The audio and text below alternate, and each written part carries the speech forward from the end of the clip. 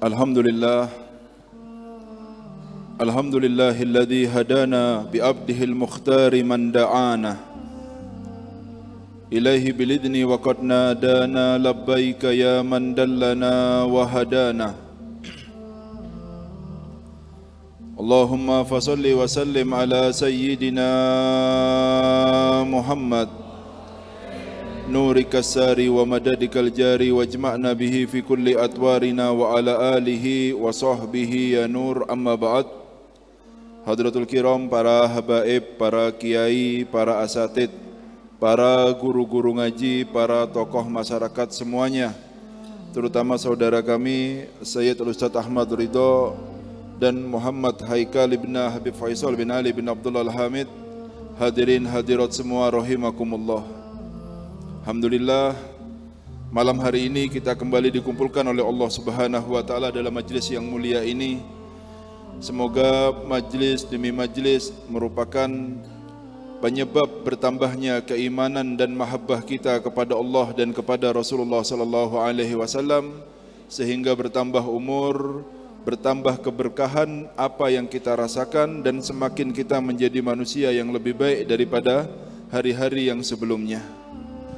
Kemarin kita terangkan bahwa asas dan usul daripada orang yang beribadah supaya mendapatkan kemuliaan dari Allah Subhanahu wa taala, yang paling asas adalah menjaga makanan, jangan sampai masuk ke dalam badannya sesuatu yang haram.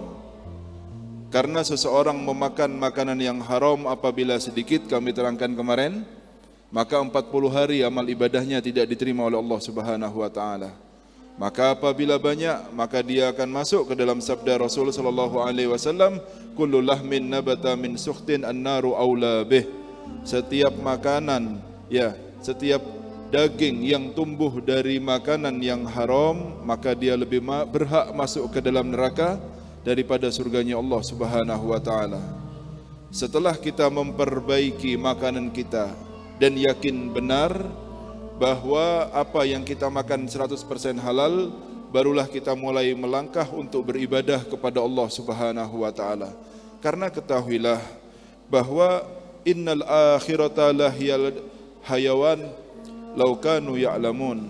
Inna darul akhirata lahiyal hayawan law kanu ya'lamun. Sesungguhnya kehidupan akhirat adalah kehidupan yang sebenarnya seandainya mereka mengetahui. Tetapi iman yang sudah mulai menipis di dalam hati kita menganggap bahwa kehidupan kita adalah kehidupan yang nyata. Di sini surga kita dan di sini negara kita. Di sini surga kita dan di sini neraka kita. Banyak orang berpikiran yang seperti itu. Ketika mendapatkan musibah, seakan-akan dia masuk ke dalam nerakanya Allah Subhanahu wa taala. Dia tidak mengerti, seandainya dia mau tahu bahwa itu semua datangnya dari Allah, niscaya dia akan bersabar karena tahu benar apa yang dihadiahkan oleh Allah bagi orang-orang yang bersabar dalam menghadapi ujiannya, dan tentu dia tidak akan mengeluh ketika tahu datangnya semua itu dari Allah Subhanahu wa taala. Oleh karena itu, ketika seseorang memulai melangkah, perlu dia tahu bahwa akhirat adalah kehidupan yang sebenarnya. Dan di sana kita akan tinggal selama-lamanya, dan untuk kehidupan itu pula kita ini diberikan kesempatan hidup di atas muka bumi ini, karena setiap waktu yang berjalan di atas muka bumi ini maka dibagi menjadi 3 kata ulama, imma lak wa imma alaik wa imma la lak wa la alaik. Bisa jadi waktu ini adalah waktu laka, yang menguntungkan bagi kita. Waktu yang menguntungkan adalah waktu yang kita makmurkan untuk beribadah kepada Allah Subhanahu wa taala. Yang di sana ada tilawatul Quran, di sana ada zikir, di sana ada salat dan semua ibadah-ibadah yang baik. Kalau adapun alaika, waktu yang merugikan kita ketika kita makmurkan untuk maksiat kepada Allah Subhanahu wa taala, apapun nama maksiatnya. Lalu golongan yang ketiga adalah lalak wala alaik. Tidak menguntungkan dan tidak merugikan, kosong, tidak ada kegiatan apa-apa, baik untuk dunianya ataupun untuk akhiratnya, baik itu taat ataupun maksiat, tidak ada. Kata Habib Abdullah bin Alul Haddad, seandainya seseorang tahu bagaimana penyesalannya ketika melihat catatan-catatan yang kosong tersebut, maka menyesalnya dia. Karena ketika kita berbuat taat, maka seakan-akan kita menulis catatan lembaran kita dengan tulisan yang terbuat dari cahaya. cahaya akan bersinar kelak pada hari kiamat. Ketika kita memakmurkan waktu kita di dunia ini dengan maksiat, maka kita menulis catatan kita dengan api ataupun kegelapan, gelap, zulmah. Nah, yang kosong ini, katanya Habib Abdullah, seandainya seseorang tahu bagaimana penyesalan manusia ketika membiarkan waktunya tidak diisi dengan ibadah, niscaya dia akan menangis darah kelak pada hari kiamat. Seandainya, harapan dia, seandainya semua catatan-catatan yang ada dalam tulisan yang dia tulis dunia semuanya cahaya. Seandainya semuanya cahaya, sehingga berbahagia dia ketika membacanya satu demi satu nanti di hadapan Allah Subhanahu wa taala. Ini orang yang tidak ada kegiatannya. Maksudnya tidak beribadah juga tidak bermaksiat, gitu saja kanan kiri tidak jelas hidupnya. Itu nyeselnya nanti seperti ini. Seandainya bisa nangis darah, dia akan nangis darah nanti pada hari kiamat. Kalau orang yang kosong seperti ini, bagaimana dengan orang yang menghidupkan waktunya dengan maksiat kepada Allah Subhanahu wa taala? Penyesalannya seperti apa kelak? Ya, penyelesaiannya seperti apa kelak? Oleh karena itu kita setiap waktu dan setiap saat harus memperbanyak minta ampun kepada Allah Subhanahu wa taala.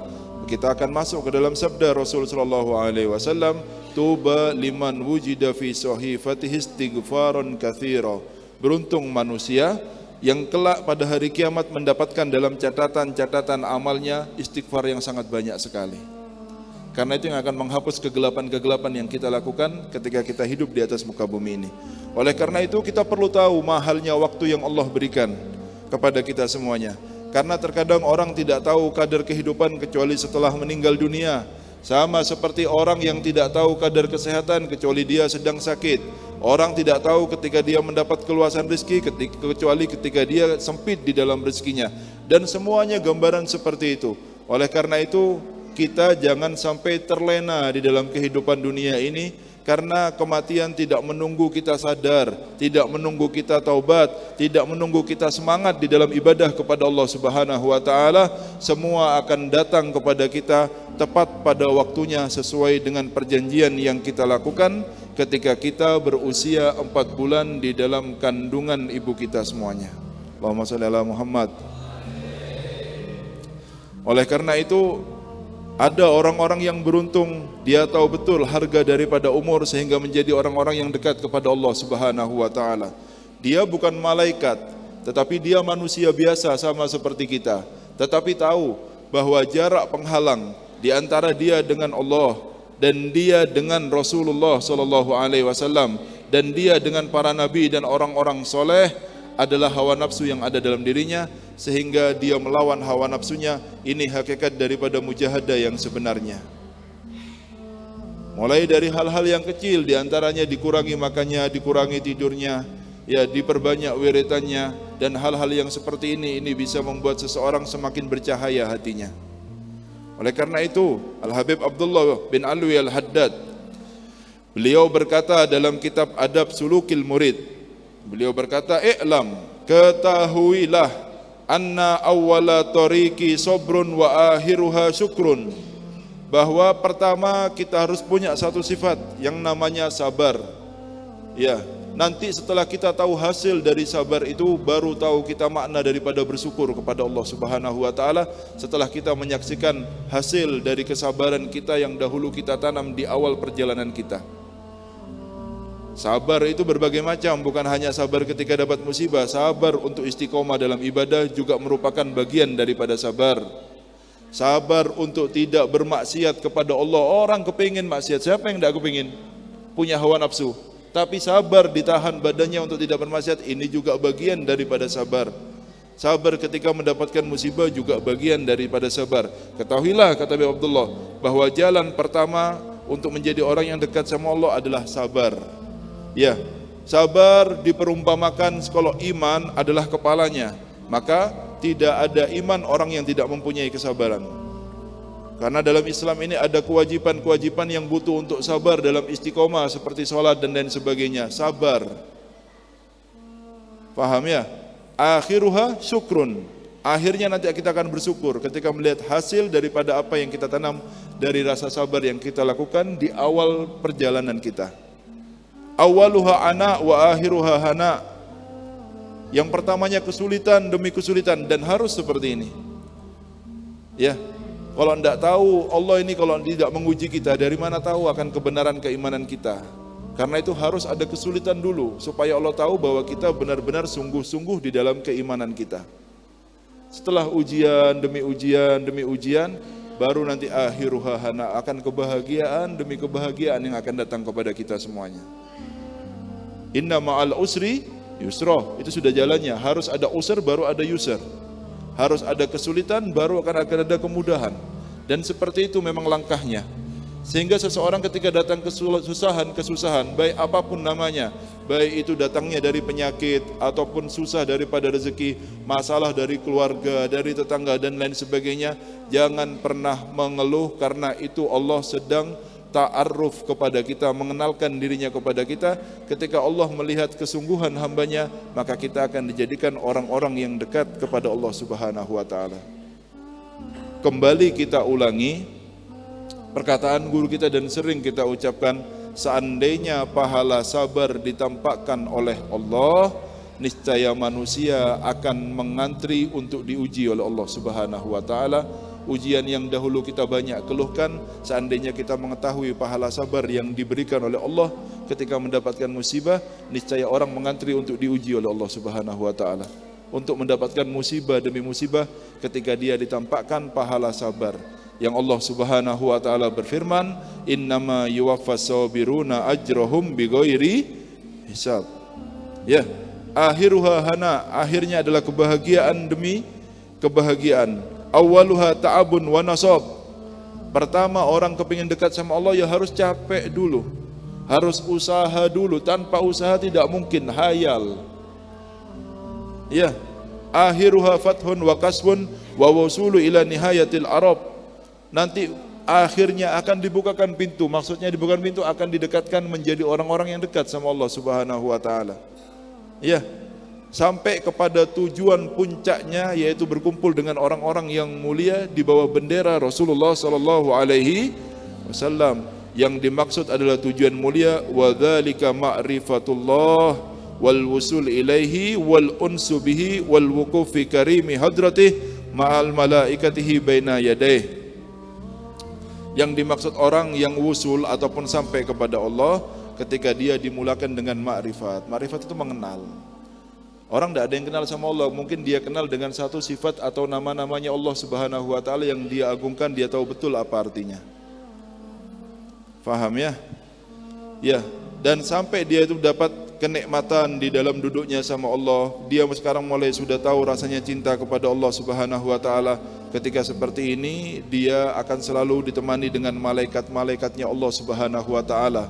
Dimanapun dia berada, akan selalu bercahaya tempat yang dia duduki. Kenapa? Karena dia selalu bersama malaikatnya Allah Subhanahu wa ta'ala. Kok bisa? Karena ketika seseorang dicintai oleh Allah, hadis sering kita ucapkan, ya, pengumuman dari Allah Subhanahu wa ta'ala, innallaha yuhibbu fulan fa'ahibbahu. Bilang, ya Allah Subhanahu, ya Jibril, inni uhibbu fulanan fa'ahibbahu. Jibril, saya cinta sama fulan, maka cintai dia. Sudah dicintai sama Jibril, perintah wajib hukumnya ketika diperintah sama Allah untuk mencintai orang yang dicintai oleh Allah Subhanahu wa ta'ala. Lalu Jibril sebagai jenderalnya malaikat mengumpulkan semua malaikat yang di langit dan di bumi, ada pengumuman dari Allah. Apa pengumumannya? Innallaha yuhibbu fulanan fa'ahibbuh, kata malaikat Jibril. Sesungguhnya Allah mencintai fulan, disebut namanya bin fulan, maka cintai dia. Ketika sudah dicintai malaikat, kemanapun dia berjalan, dia akan ditemani oleh malaikatnya Allah. Sehingga dimanapun dia duduk, dimanapun dia berada, tempat itu akan bercahaya dengan adanya manusia-manusia yang mulia tersebut. Karena dia selalu ditemani oleh malaikatnya Allah, karena malaikat sudah cinta kepadanya. Karena sudah diumumkan kecintaannya di hadapan langit oleh Allah dan oleh malaikat Jibril. Semoga kita termasuk semuanya. Ya, kalau tidak bisa termasuk golongan ini, maka cintai orang-orang yang seperti ini. Karena tidak akan kesasar orang yang cinta orang-orang yang baik. Ya, ketika Allah Subhanahu wa ta'ala menyebutkan hadis yang sering kita sebutkan, ya, ulaika ma'alladina an'amallahu alaihim minan nabiyyin wasiddiqin wassuhada wa hasuna ulaika rafiqah. Mereka lah orang-orang yang bersama. Ma'a itu artinya apa? Bersama. Bersama dengan para nabi, para siddiq, para syuhada, para soleh. Dalam artian apa? Kalau dikatakan sama Allah bersama, berarti dia bukan golongan 4 manusia ini.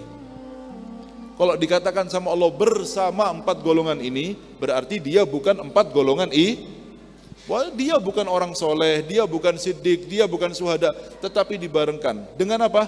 Dengan mahabbah. Akan sampai dan berkumpul dengan orang-orang yang mulia ketika hatinya benar-benar ada cinta kepada mereka.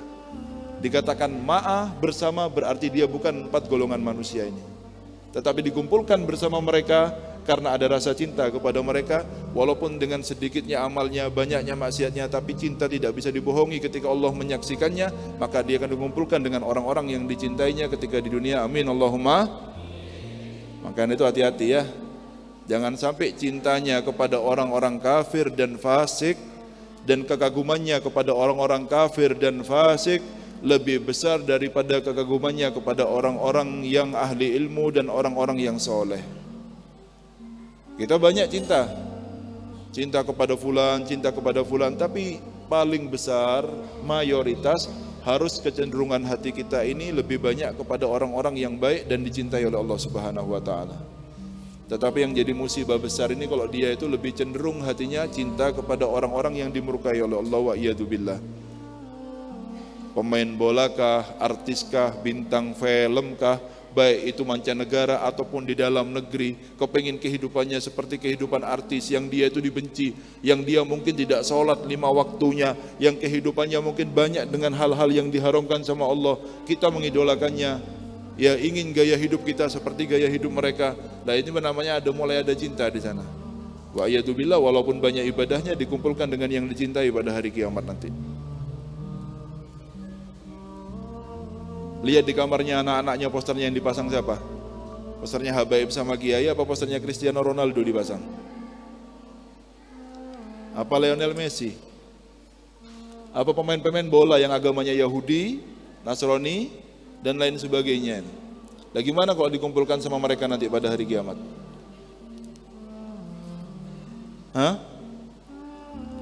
Oleh karena itu ya didudukkan mulai kecil, disenangkan dengan para ulama, para solihin. Ya, dimintakan doa kepada mereka. Itu namanya orang tua yang dia itu menjalankan amanatnya sebagai orang tuanya.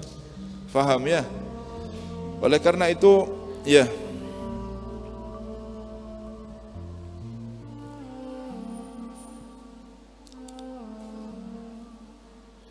Sayyidina Syekh Abu Bakar bin Salim, beliau berkata apa? Ya, man lam yujahid fil bidayat lam yasil ila nihayat. Orang yang tidak bermujahadah, tidak mau soro, tidak mau capek, ngantuk ya tidur, lapar ya makan, enak gitu hidupnya gitu saja. Dia tidak akan menjadi orang yang punya kedudukan apa-apa di sisi Allah Subhanahu wa taala. Ya harus memang jalannya seperti ngantuk bangun tapi ngantuk. Nah, manusia. Aulia itu manusia, bukan malaikat. Cuma mereka tidak menuruti hawa nafsunya, tidak menuruti ngantuknya, tidak mengikuti keinginannya. Dia manusia dan manusiawi. Tetapi ini memang jalan yang sudah digariskan untuk mengikuti jalannya orang-orang soleh, karena mercintanya mereka kepada orang-orang soleh sehingga dia berusaha betul untuk berjalan seperti jalannya mereka. Ya, wala taqul qad dhahabat arbabuhu kullu man sara ala darbi wasal. Jangan pernah ngomong tidak ada lagi sudah aulia. Setiap orang yang jalan di jalan mereka sama persis ibadahnya, akhlaknya, ini semua akan sampai seperti mereka sampai kepada Allah Subhanahu wa taala. Jangan khawatir, pertama cinta dulu. Setelah cinta baru kita akan mengidolakan orang-orang yang kita cintai sehingga kita akan mengikuti gaya hidupnya setiap saatnya ya. Ya. Lalu berkata Al-Habib Al-Arif Billah Abdullah bin Muhsin Al-Attas, sahib Empang ini ya, Bogor. Al-hijab alladhi bainal insan wa baina rabbih wa bainahu wa bainal anbiya was solihin an-nafsu famata ab'adaha irtafa al-hijab bainahu wa bainal kul. Ya, penghalang ya, atau yang kita kenal dengan hijab ya, atau pembatas di antara kita dengan Allah Subhanahu wa taala dan di antara kita dengan para nabi dan orang-orang soleh hanyalah hawa nafsu kita. Jangan dituruti. Hidup sederhana, tidak apa-apa. Kalau nuruti nafsu harus punya mobil, harus punya ini. Akhirnya tidak sampai-sampai keinginannya terlalu diikuti saja alurnya. Ada musibah nikmati setiap harinya. Karena ketika Allah melempar kita seperti tidak ada yang lebih sayang kepada kita melebihi daripada sayangnya Allah. Kita saja melempar anak kita berbahagia dengan tertawanya karena apa? Yakin akan ditangkap dengan orang tuanya. Dan kita seharusnya lebih berbahagia ketika dilempar oleh Allah karena tidak mungkin dilepas oleh Allah Subhanahu wa taala. Tenangkan, ikuti jalannya dan pasti akan ada jalan keluarnya. Selama hubungan hati kita masih baik, wa man yattaqillah yaj'al lahu makhrajan, pasti akan ada jalan keluar walaupun langit diruntuhkan di atas kita. Jangan khawatir. Pasti ada jalan keluarnya. Hanya waktu yang akan menjawabnya nanti. Paham ya? Jadi hijab ataupun penghalang di antara kita dan di antara Allah, di antara kita dengan para nabi dan orang-orang soleh adalah hawa nafsu kita. Kapan kita melawan hawa nafsu dan tidak mengikutinya, akan terangkat hijab itu. Lalu ini, ingat ini. Wal kusurul mashad yuqul insan fit ta'ab. Kusurul mashad, kurang husnudonnya seseorang dengan orang-orang soleh terutama gurunya, membuat dia capek di dalam perjalanannya, tidak akan sampai-sampai. Harus diperluas mashadnya. Mashad itu keyakinan bahwa ini adalah orang yang bisa menggandeng saya, ini adalah orang yang dekat dengan Allah, dengan keyakinan yang penuh dengan orang-orang yang ada di depan kita. Kata beliau, kusurul mashad ya yuqiul insana fit ta'ab. Kurang husnudonnya kita dengan guru-guru kita itu membuat kita capek, tidak akan sampai kepada tujuan kita. Tapi kalau kita punya prasangka baik dengan guru-guru kita, ya, insya Allah prasangka itulah yang akan membuat kita cepat perjalanannya untuk mencapai tujuan kita, yaitu menjadi orang-orang yang dekat kepada Allah Subhanahu wa ta'ala. Ya, oleh karena itu jaga ya waktu-waktu yang fadilah, yang luar biasa. Maka seseorang apabila menjaga waktu-waktu yang istimewa, dia akan menambah kekosongan-kekosongan yang dahulu pernah dia tinggalkan dari masalah lainnya kepada Allah Subhanahu wa taala. Terutama sesaat sebelum fajar, hati-hati jangan sampai ditinggal. Walaupun 2 rakaat salat sebelum fajar yang namanya qiyamul lail. Salat walaupun hanya 2 rakaat jangan ditinggal seumurnya.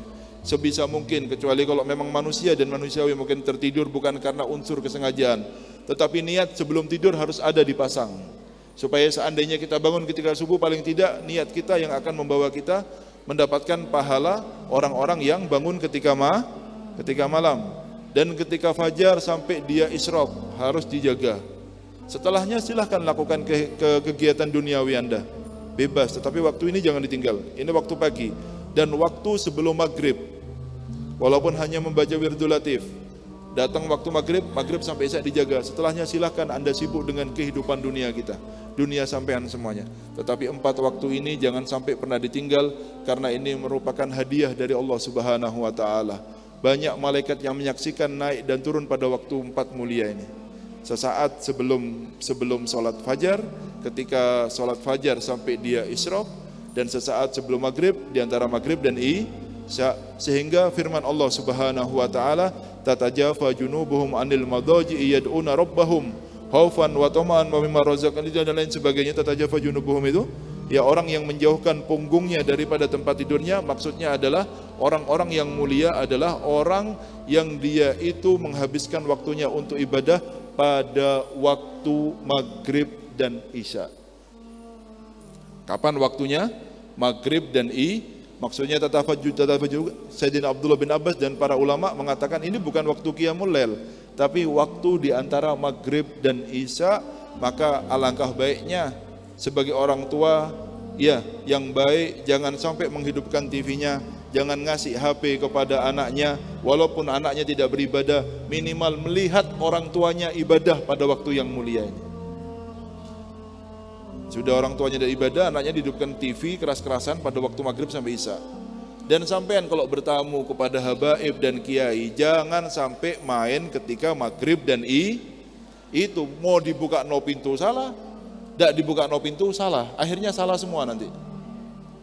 Karena yang main tidak tahu waktu. Akhirnya keliru semua. Kita ini serba salah kalau sudah datang waktu maghrib sama isya ini. Salah semua. Ini mumpung di majlis karena tidak ada yang perasaan kalau kayak gini. Makanya saya ngomong ini. Kalau main ke tempatnya habaib, jangan maghrib sama kalau tidak ditemoni salahnya sendiri karena tidak tahu waktu. Paham ya? Tidak tahu waktu. Yang tahu waktu semuanya. Mahal waktu ini. Paham ya? Orang yang memakmurkan 4 ini lam yuktab minal ghafilin, tidak akan ditulis sebagai orang-orang yang lalai, diikut orang yang ingat yang waktunya semuanya 24 jamnya makmur dalam ibadah ketika dia menghidupkan 4 waktu ini, walaupun toh nanti dia sibuknya dengan dunia di antaranya. Yang maksudnya di antara sholat isyraq sampai maghrib itu sibuk dengan kerjanya, enggak, tapi lam yuktab minal ghafilin, tidak ditulis dari orang-orang yang lalai. Yang penting waktu ini dimakmurkan semuanya. Ngantuk, jangan nuruti ngantuknya. Capek, tapi jangan dituruti capeknya. Semakin kita capek, semakin besar pahalanya. Semakin kita ngantuk dan kita tahan, semakin mendapatkan pahala. Oleh karena itu orang-orang soleh terdahulu itu dibilang sahibul ghahwa. Sampai Habib Abu Bakar, Sayyidina Abu Bakar bin Salim, Abu Bakar bin Abdullah Al-Attas, dan aulia-aulia yang banyak itu siap kopi banyak. Supaya apa? Yang lawan ngantuk bukan karena apa-apa. Bangun malam.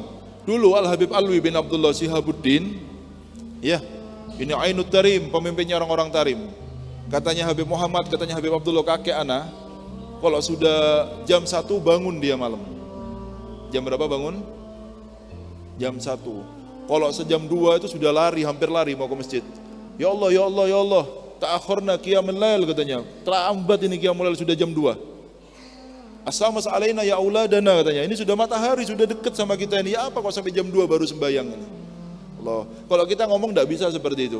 Ya minimal 2 rakaat sebelum sojok kayak itu tidak bisa kita ya setiap hari ya. Itu mau nangis karena sudah bangunnya jam 2 terlambat katanya qiyamul lailnya. Kalau dia tidak perlu seperti itu, yang minimal 2 rakaat sebelum ya, kanzun min kunuzil jannah kata Rasulullah SAW. Paham ya? Semoga berkah waktunya ya. Ayo, Rabiul Awal sudah di depan kita semuanya. Harus bercahaya, karena tidak bisa bermimpi kalau bukan orang yang mempunyai kecocokan atau kemampuan untuk bermimpi Rasulullah SAW. Karena cahayanya harus kuat, dan cahaya ini diambil dari sunnah dan ibadah yang kita lakukan. Harus makmur dan semangat dalam ibadah. Tidak bisa dikasih semua orang bisa mimpi Rasulullah SAW. Ini bukan murahan, ini mahal. Seandainya kita mau memberikan semua harta kita atau bahkan nyawa kita, cocok harganya kalau bisa bermimpi Rasulullah SAW. Seandainya uangnya kita diambil sekarang, yang penting malam mimpi, cocok. Terus bilang saya cinta padamu, semuanya mau dikeluarkan walaupun nyawanya. Tapi orang tidak tahu harganya sesuatu, repot menjejak ngomong. Orang tidak tahu harganya, ya tidak paham. Ya dia tidak ada kepingin mimpi aja, tidak kepingin masih hari-harinya. Tidak tahu sesuatu yang mahal, tidak tahu sesuatu yang murah. Paham ya? Oleh karena itu mari dimakmurkan, disemangatkan dalam ibadah supaya penuh dengan cahaya hati kita. Ketika sudah mempunyai kedudukan atau kepantasan di dalam bermimpi, insya Allah kita akan bermimpi. Amin Allahumma amin. Mungkin ini yang bisa saya sampaikan, kurang lebihnya mohon maaf. Billahi taufiq wal hidayah. Assalamualaikum warahmatullahi wabarakatuh.